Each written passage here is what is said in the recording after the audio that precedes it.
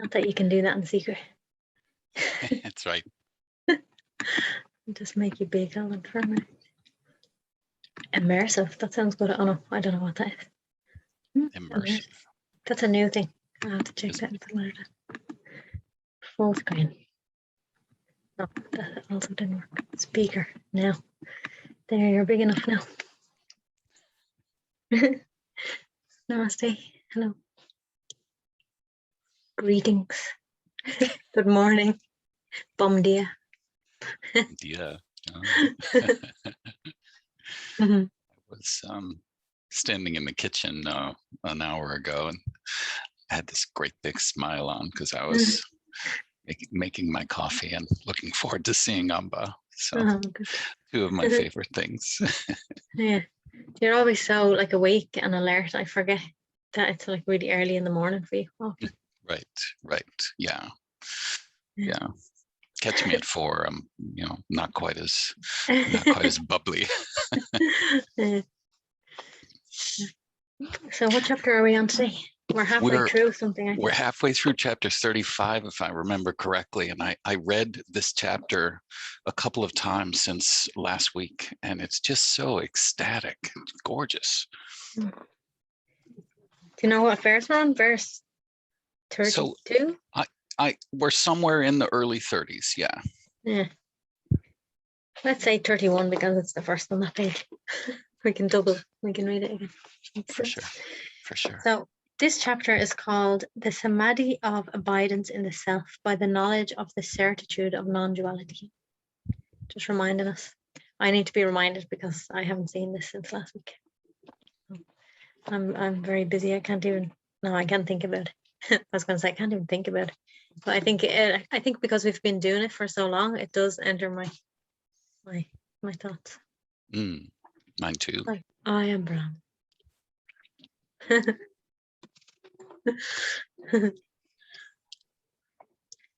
Negating all the illusory conditionings of the individual and the supreme by blemishless inquiry, and attaining the knowledge of the fearless, undivided meaning that the nature of Brahman, indicated by the word that, is indeed I, denoted by the word you, and being rid of all the hard to remove bondage of worldly existence, abide changelessly in the self. Oh yeah, I remember talking about that last time. The hard to remove bondage. There is not, he's being compassionate. The mind. There is not the least of the differences, such as the world, the supreme, you and I. I am not in any way different from Brahman. Brahman is nothing different from me. All that has been spoken of is the undivided supreme Brahman. I am that perfectly full Brahman. Casting aside everything, by such undivided knowledge of the supreme, ever abide in the self. I indeed am Brahman, the mass of existence, consciousness, bliss. I indeed am Brahman, transcending the real and the unreal. I indeed am Brahman, with eternal and the partless. I indeed am Brahman, which permeates without interstices. I indeed am Brahman, the pure knowledge. I indeed am Brahman, the self-illumined. Casting aside everything, by such non-dual knowledge, ever abide in the self.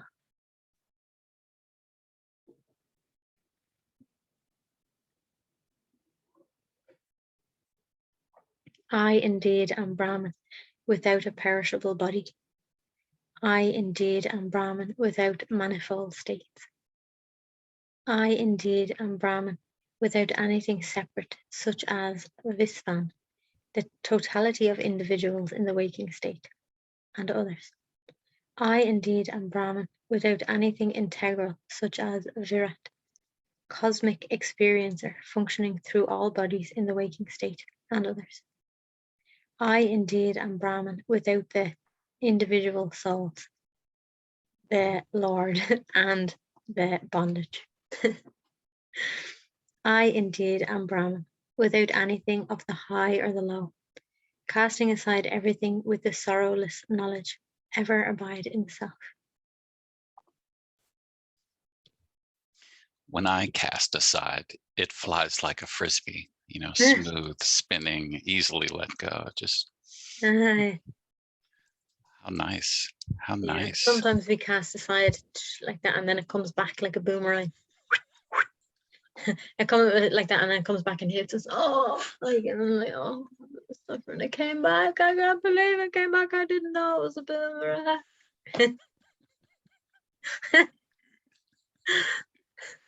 Like, you should have told me it was a boomerang.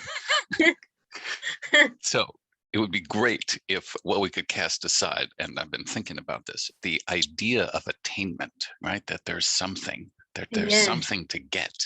Oh yeah. That's a Yeah, good one to that let aside. go. Yeah, that's a good one to cast aside, I think. Yeah. Yeah, that's easy. All you have to do is just want to cast it aside. That's the casting aside. And not even the wanting to, but the actually recognizing that it's not true. That is the casting aside. Isn't it? You paused for a moment. Can you Sorry. say the last sentence again? Yeah, in the recognition that it's not true. That's the casting aside. Yeah. Because it's like, it means like, then it means nothing for you. So you don't have to keep it.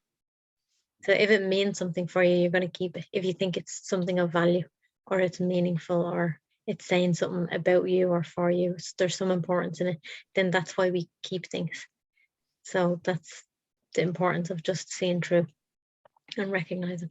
So once you see it, that's it. Cast aside. So do you see it? I see identity. If I'm a seeker, then I have to be after attainment, right? Yeah. I have to be seeking something. But if I'm not a seeker, then who am I? I just have to admit I'm consciousness then. Good question.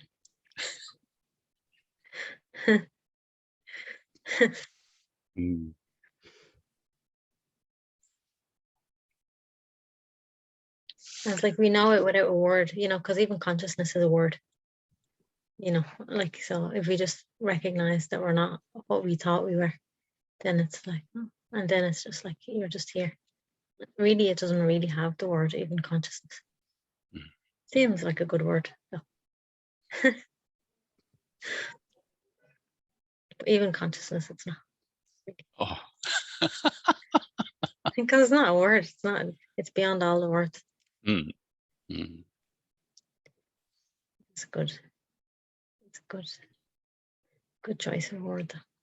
Words do have importance as well. I guess because maybe the words, like, because we have so much meaning, but in a way you do have to let go of all the words.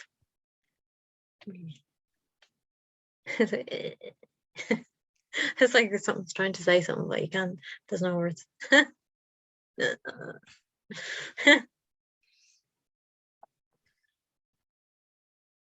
Because we cast aside even grasping for what to say. Yeah, exactly.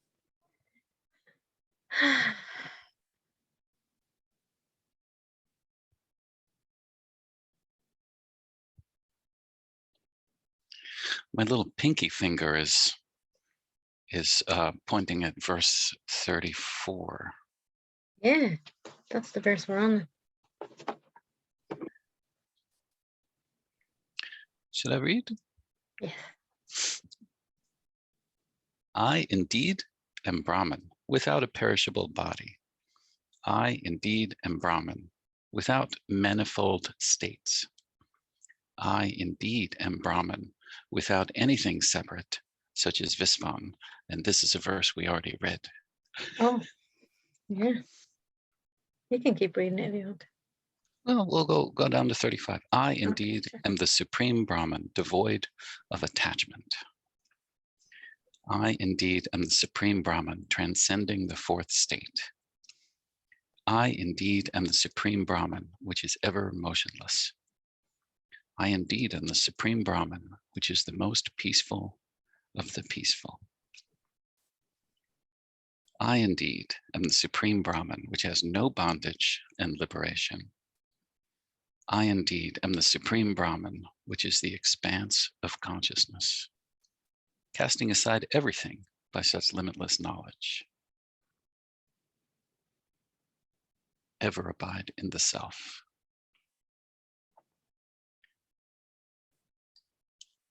I indeed am the eternal supreme Brahman, which is the indestructible.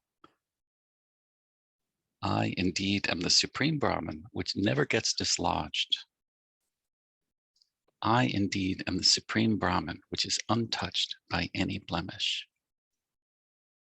I indeed am the supreme Brahman, which is knowledge. I indeed am the supreme Brahman, which is bondageless and liberated. I indeed am the supreme Brahman, which has no delimitations. Casting aside everything by pure knowledge, ever abide in the self.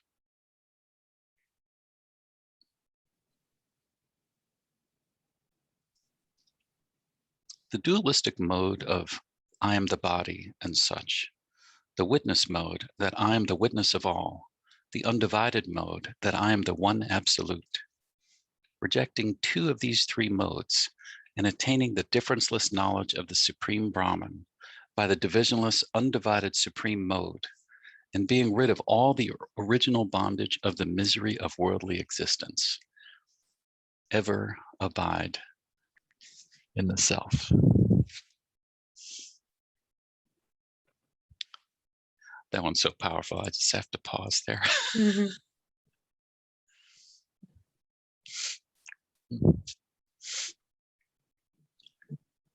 So, not the body, not even the witness,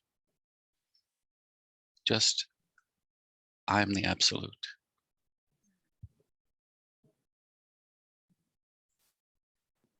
It's kind of echoing over here. It's nice.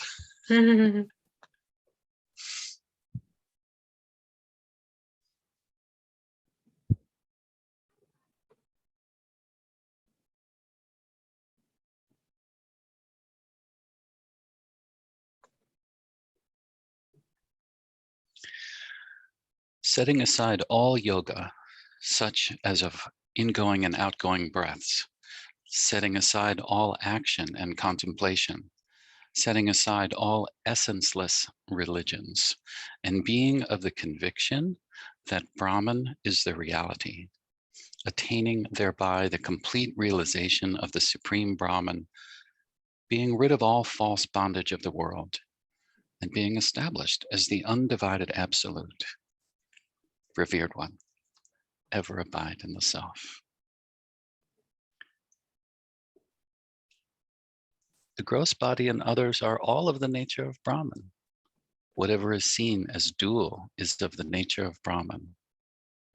Space and time are all of the nature of Brahman. Whatever things that are seen are all of the nature of Brahman. I am the root cause, the supreme Brahman. Setting aside everything by such settled knowledge, abide as the true undivided self, the true abode, which is not different from the supreme Brahman. I like that. It says the abode, and then it says true in some kind of brackets. Yeah. So like the true abode. It's like it's like we'll just slip that in there. Like true. I just think the abode. I like that as well, though, the abode, even without saying true or not true. It's like the abode because it's the only place there is. There isn't actually anywhere else. It is the abode. It's like another way of saying that, you know, we would say I am that, or it is the isness. Moji says is the isness. Isness. A lot of different words. The abode. Like, abide When I as hear, the true. So I just have to read the sentence. Can I read it? Go, do, please. Abide as the true undivided self, the abode.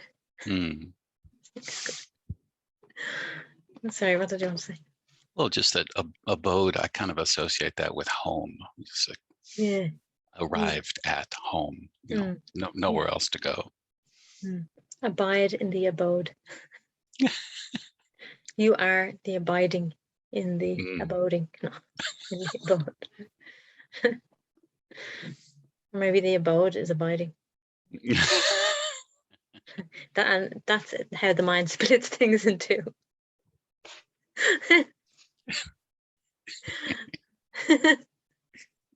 It's like, oh, is the abode abiding or is the abide aboding? Can I read a few verses? Yeah. That was the end of 39, puts us at 40.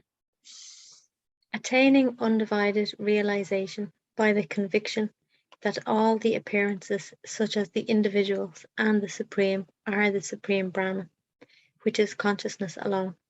And I indeed am that pure Brahman, and I indeed am that partless Brahman, and casting aside all ideas of difference, and remaining desireless, abide as the undivided self alone, not different from the supreme Brahman. I love that again. It says, like, it actually says and desireless, but in brackets remaining. Mm. You know, it's just like an extra added point. It's like to say desireless, and then someone might say, well, how do I get to be desireless? But it's actually saying like remaining desireless, so it's pointing to that, which is always like desireless. I just like that the way they slip the word in there, remaining. The Sanskrit probably had that added, you know, their language is very much like they might have just used the word for desireless with a tiny little difference or something to make it mean it actually meant like probably remaining. No, English doesn't have those kind of things. I have to say I'm feeling Nome's grace there. Yeah. Not that he owns it, but you know, as helping with the translation, you know, he would be quick to remind us that we already are. Yeah. Abide as the undivided self alone, not different from the supreme Brahman. All is the supreme Brahman, there is no doubt of this. I indeed am that. There is not an atom of doubt of this. I say this in the name of the Supreme Lord, the Lord of all the world. What is said is the truth. There is no doubt of this. Worthy son, therefore, being aware with great certitude that all is ever that Brahman alone, and I am that, and thereby casting aside everything, abide as the pure self alone. All appearances that seem sentient are but the supreme Shiva, which is consciousness alone. I am indeed Shiva, which has nothing in the least to learn. I am indeed that Shiva, which has nothing apart. By attaining the undivided realization through such practicable conviction attitude, and being rid of the bondage of the birth and death cycle, abide as the apex, yourself alone, not different from the supreme Shiva.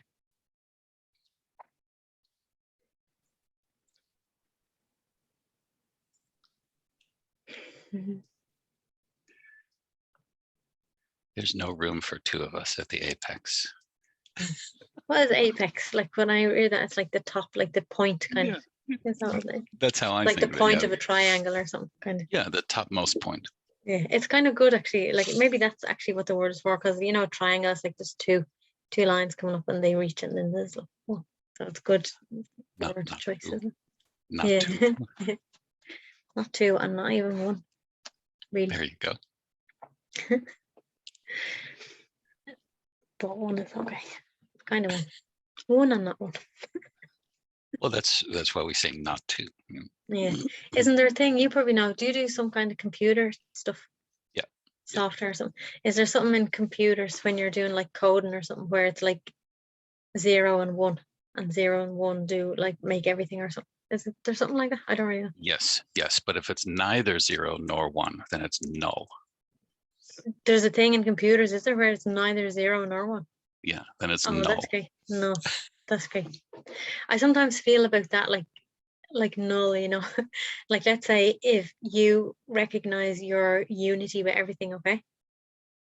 And let's say if I recognize my unity with everything and we meet each other and we kind of honor each other. So physically that might be like you bow down to each other, but by bowing down to each other, like you both cancel each other out. Oh. Like in my head, like it's just my mind just kind of made that up. It's like, so like you're both one, but then you kind of like you both bow down and then you both become, you're already one, and that's why you're bound down to Mm. you know, so you actually become, I don't know, you can't even say none. I don't know, because none is kind of like, none represents that there could be one or something, doesn't it? Like, well, Right. none is like, in none there's still potential. Mm. Mm.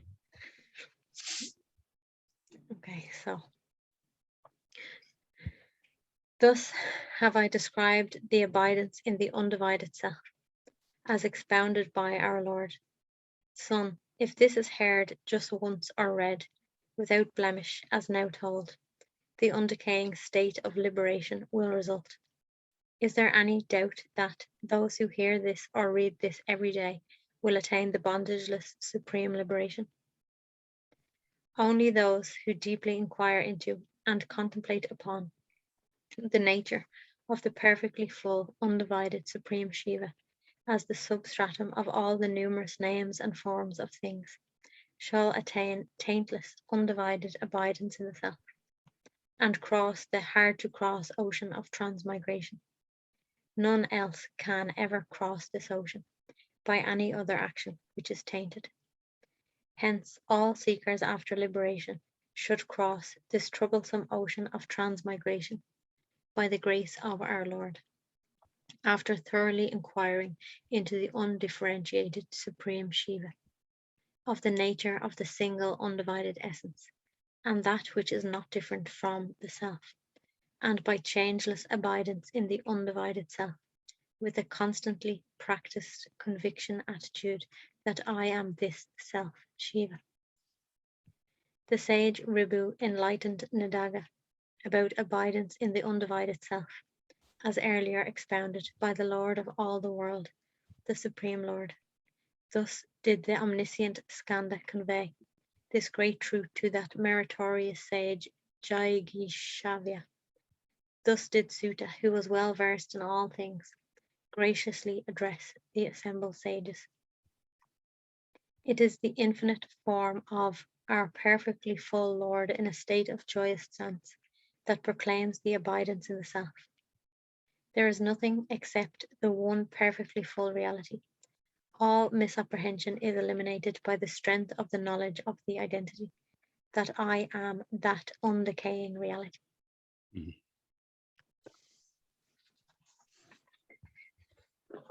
That was good.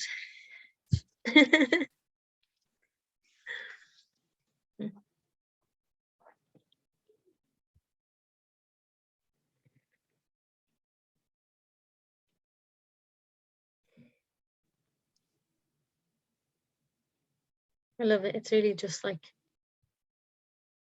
you know, pushing the point again and again and again and again and again and again. That's just enough. It's enough to be convinced, completely convinced that you are the Supreme Brahman. That's it. That's enough. You know, because the world will convince us otherwise. Even in spirituality, there's so many different kind of branches, you could say, of spirituality. And it can be like, yeah, they say that, but what about this? And what about this? And what about this? You know, and then, you know, so, you know, it's kind of like just little temptations to come out of your certitude. You're like, oh, maybe I do need something else. Like, yeah, it's true, but I just need to tidy up this over here first. I just need to do this. I'm just gonna polish this. Back in a minute. You know, Back in a minute. so all those little temptations are there in the world. Mm. And it's like, I feel like the mind plays different tricks, you know, at all different kind of levels. So it can get more and more spiritual sounding in its kind of attempt to pull you into its web. Mm. Mm. Yeah, and maybe it continues to do that again and again. Only at this point, so I don't know the future. But like I have every expectation that it will continue to play the way it does. Like, I want this little sweetie. Like, no. No.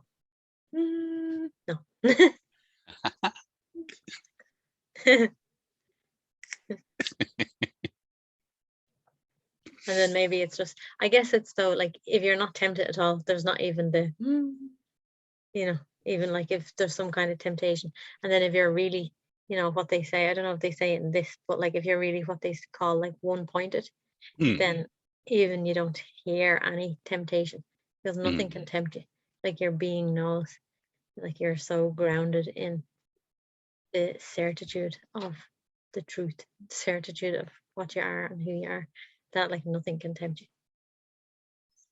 But still, like I feel that life the way it is, it does, all the stories of like even like Rama and Krishna and Jesus, like they're stories of when they're on earth, like even though they're gods, like that we worship. Like they all have stories of different kind of temptations and like moments of doubt. And I think that's kind of really good as well, because we can be kind of easy on ourselves then. It's okay. Like if for a moment we feel a little bit like shaken, or if for a moment we felt a little bit tempted, it doesn't matter. It still doesn't matter. It still doesn't mean nothing about us. So if for a moment like you take yourself to be something that you're not, and then you snap out of it all of a sudden, there's no need to go into feeling guilty about it. It's just like, like so what? It doesn't matter. Like even that was Brahman. That was just little play. Like who cares? It really doesn't matter. Yeah. It's like just as soon as you have the, for lack of better words, as soon as you have the like consciousness to recognize the truth of who you are, then that's it. You recognize it, and you're in that certitude, to use these words. Normally use them words, but just because we're in the presence of Ribhu, you have to. Ribhu approves.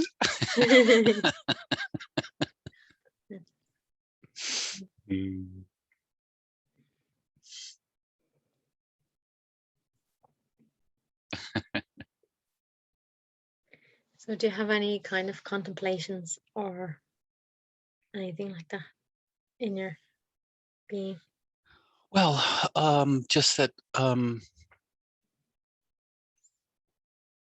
again, even letting go speaks of a little bit of effort. There comes a point where there's no need to even do that. Just resting is so sort of nourishing. Sitting quietly. Again, the end of wanting. It's really, really beautiful. I like the way Ananta talks about, sometimes if he talks about letting go, he says, like, don't let go, just don't pick up. Because that's like, in a way, it's pointing to that you're already free. You're already, like you say, resting. You're already resting, so just don't pick up anything. So you don't actually need to, because sometimes that idea that we have to let go of things can feel very kind of heavy or stressful. It's like, oh, I need to let go of this or that or this, but we don't have to let go of anything. So how do you let go anyway? We don't know how to. I don't know how to let go. Do you? How to do it? It requires some kind of, flinging motion. Yes, like I must cast aside. Cast it aside, yeah. Yeah, just like recognizing what we are. That's everything. And that's like not even that's not a doing. Like you're recognizing that you're already. You don't have to do anything. Like you say, resting. You just remain. It's resting. And the way that I was saying, I like the thought. Remaining something. Remaining desireless. Remaining desireless. What was the other one? Oh yeah, the true abode. I don't know what the other little words they slipped in. Yeah.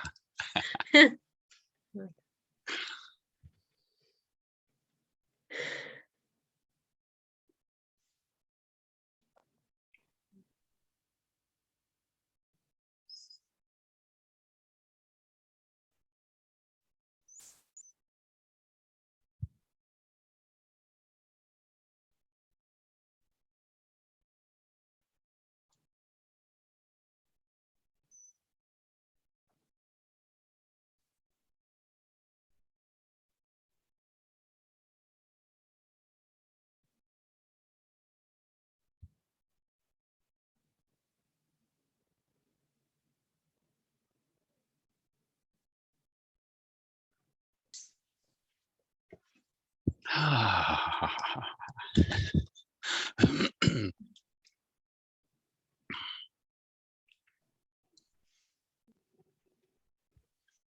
can probably hear all the noise here. Can you? It's very noisy. Oh, I hear my little brother banging around somewhere. Yeah. It's fine. Totally fine. My little brother is. It's a little quieter in our house because Sophia took the car and went out to visit a friend overnight. So it's fine. It's just me and Sarjana here. Tomorrow we go and sit with Tibetan Buddhists in Seattle. So that's going to be an all-day thing, and it's all about craving and desire. Oh, good. Yeah, a little more practice and letting go. That's funny. Nice. Yeah, nice to do that together, the two of us. And the part of the adventure is community building in here. So, we need to find other spiritual community in Portugal or somewhere in Europe that we can connect to. So it's a good exercise, I think. I think in Portugal there's going to be lots. You think so? Yeah. You have to start your own. Start my own. That's what like Ananta said. I remember Ananta was saying he used to wish that he would be like the very first Sangha member. Like he wishes that he had been the first or something. He used to say that, I wish I had been the first.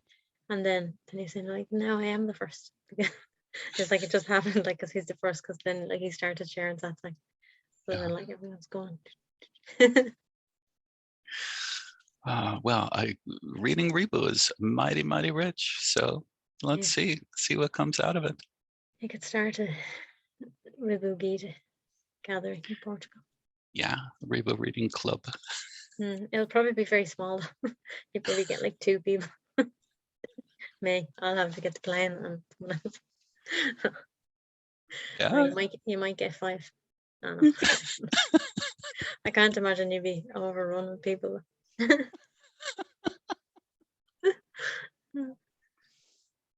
No, I just vanish into the crowd and wouldn't stand apart. I'm you, just like everyone else.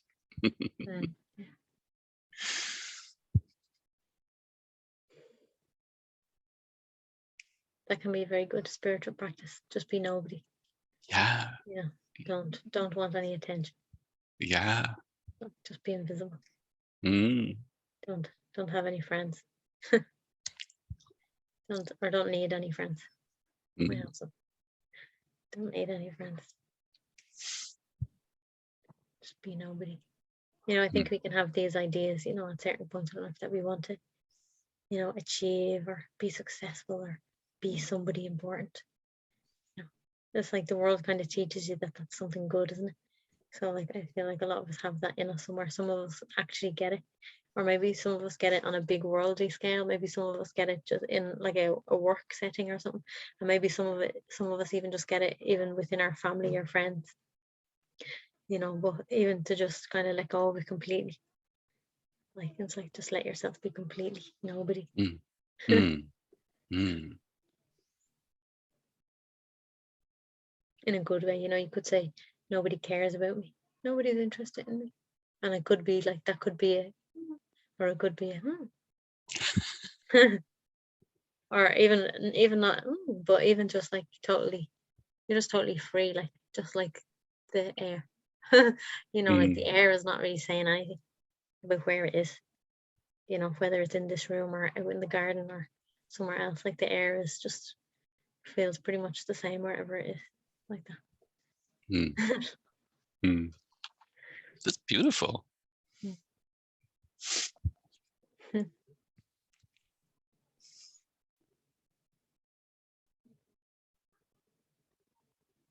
And in a way, that's what we are already. That is the state of. Find a word. I'm looking down to all the words. The state of. I don't know. The state of the real. It's like it's not trying for anything. It just is.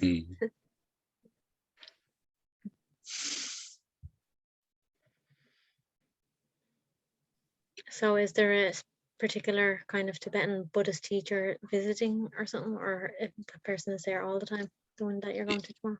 It's a Seattle community, and they have sort of rotating monks, I guess.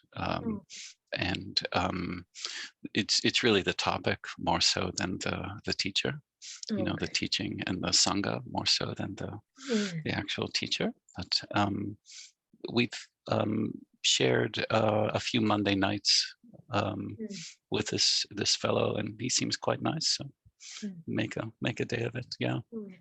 Does he do something online or something? Yeah, we did 3 Monday nights in a row. Sort of what to do when things go wrong. And yeah, it was a great topic. There was plenty of quiet sitting and a little bit of sharing. It was, again, something we could do together, Sarjana and me. So, but I would say the Dzogchen people, Dzogchen, yeah, that's sort of what's where the pull is, if you will. Oh, okay. Yeah. Yeah, their texts are a little shorter. Yeah. More simple. And do you have to go to work today? Yeah, but the good news is I just switch windows and turn to my right and maybe lower the desk, and then my commute is over. Oh yeah, that's great. You don't have to go anywhere. You don't have right. to. Yeah. I'm in my office right now. Just the focus changes. Yeah. But I wish back here. Let's go over here. It's an area where there's a light. There's some kid pictures back there. I wish I had a picture of Amba I could see on my meetings. I could just sort of look over my own shoulder and see her there. Just press like screenshot. I'll be Am like, I? All right. No, hang on. No monkeying for the photo here. Bear with me. Just a moment. My little screen grabber is coming. Where are you now? It's like act natural. That's right. How do you do that?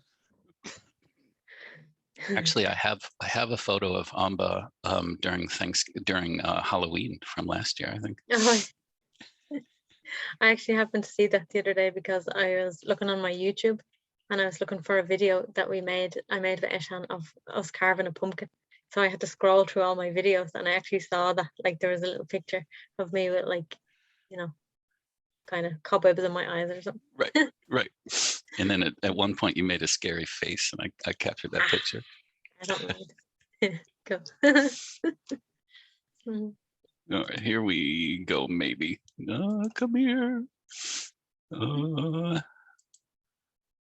Okay. It's not working so good. Oh, here we go. All right. Not meant to be. Oh no. I got a beautiful smile. I'll share it back to you. Okay. So just with a tiny bit of vanity, I'll drop this in the Facebook, and you can tell me if you approve, and I won't use it unless you approve. Okay. I already approve. I don't really look at pictures like that. I don't care. Okay. Okay. I don't care. Okay. Well, because I noticed like a good few years ago, I noticed, that's kind of a thing that our mind does. If there's a picture of loads of people, you just look at it and you're like, oh, great. And then like as soon as you're in it, you like zoom into it. Like it's like, oh, there I am. And then it's kind of just like the thing that the mind wants to do. Wants to like zoom in and like find a fault or something. And I just kind of noticed like then it's like, no, that's just nonsense. Like because nobody else does that. Nobody else looks at each other like that. Usually we look at ourselves like it's like, no, that's not good. Take it again.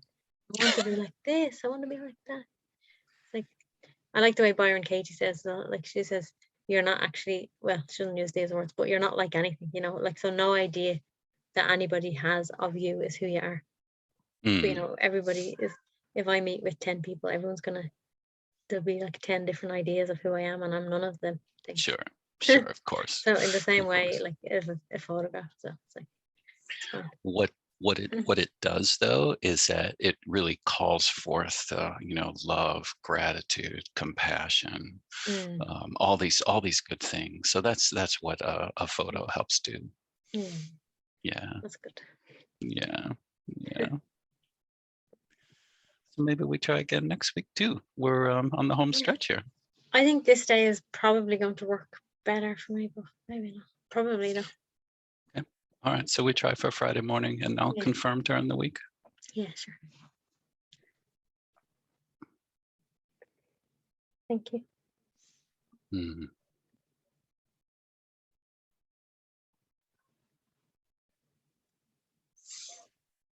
Till next time. Love you. Love you. Blessings to you and Sanjana. Okay. I'll share them.